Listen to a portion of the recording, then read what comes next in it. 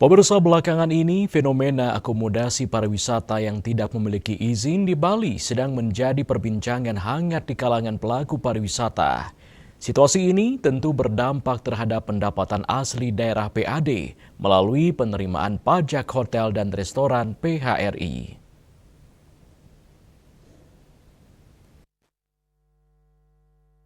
Permasalahan ini turut mendapat perhatian serius dari pemerintah, termasuk Ketua Fraksi PDIP DPRD Tabanan, Ibnu Eka Putra Nur Cahyadi, yang menyampaikan bahwa kondisi ini merupakan konsekuensi dari belum maksimalnya pengawasan terhadap akomodasi pariwisata di masing-masing wilayah.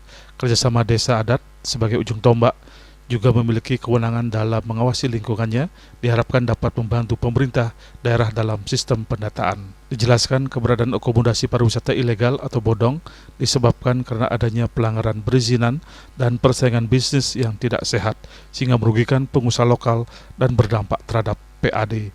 Untuk mengatasi hal ini, pemerintah daerah harus tegas dalam menegakkan aturan di masing-masing wilayah.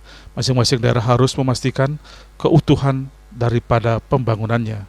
Nah, kita tahu bagaimana fenomena ini terjadi terkait masalah sarana komunikasi yang bodong disebabkan karena adanya pelanggaran perizinan dan juga persaingan yang bisnis yang tidak sehat yang merugikan tentunya saudara-saudara kita pengusaha-pengusaha legal yang tentunya berdampak daripada pendapatan daerah.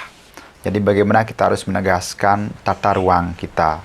Karena selain kita bicara masalah pendapat daerah, tentunya masing-masing daerah harus memastikan bagaimana keutuhan daripada pembangunan yang terjadi di wilayahnya masing-masing. Contohnya Tabanan, kita memiliki Perda nomor 3 tahun 2023 terkait masalah RT/RW, Rancangan Tata Ruang Wilayah Kabupaten Tabanan, yang sudah menegaskan zona-zona pembangunan, pemukiman, pariwisata, hortikultura, dan juga kawasan-kawasan pertanian kita. Nah, ini yang harus kita jaga dulu.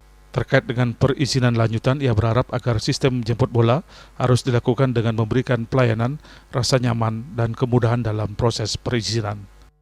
Sistem jemput bola tidak hanya menunggu daripada dengan kita memiliki baik mall pelayanan publik, pelayanan satu pintu, tentunya sistem jemput bola itu harus kita lakukan juga, memberikan sebuah rasa nyaman, mudah daripada bagaimana kita memberikan fasilitas proses perizinan untuk pembangunan yang ada di wilayah kita, khususnya di Tabanan. Dengan adanya sistem pemerintahan Tabanan berbasis data desa presisi, tentunya sudah jelas untuk mendapatkan potensi pendapatan di masing-masing wilayah. Andika, Bali TV.